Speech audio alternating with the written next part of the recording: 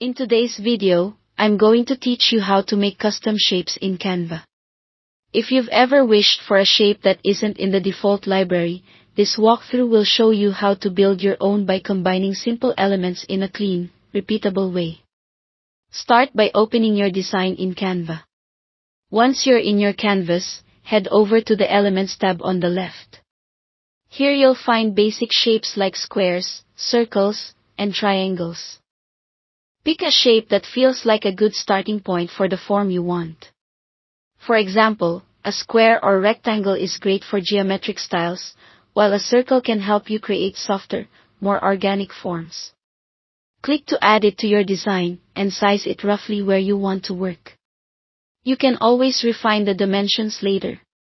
Now duplicate the shape so you have a second one to work with. Use Ctrl or Command+D to duplicate quickly. With the new shape selected, use the flip controls in the top toolbar to flip it horizontally or vertically.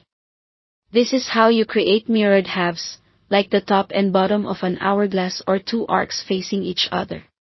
Flipping keeps the proportions consistent and makes building symmetrical designs fast and precise. Next, overlap and align your shapes to form the outline you're after. Drag them so their edges or points meet exactly where you want. Canva snapping guides will help, but for fine-tuning, zoom in and use your arrow keys to nudge pixel by pixel. If you're combining two triangles, for instance, position them so their tips meet perfectly. The goal is to create a single, intentional silhouette from multiple pieces. When the shapes look right, select them all by holding Shift and clicking each one, then click Group in the top toolbar.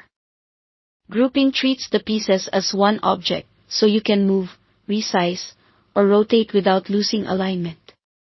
If you need to tweak something later, you can always ungroup, adjust, and group again. Finally, customize your new shape. With the group selected, use the top toolbar to change the fill color. Turn on a border if you want an outline, then adjust the border weight and style to match your design. Some shapes let you round the corners. A little rounding can help blended shapes feel like one cohesive form.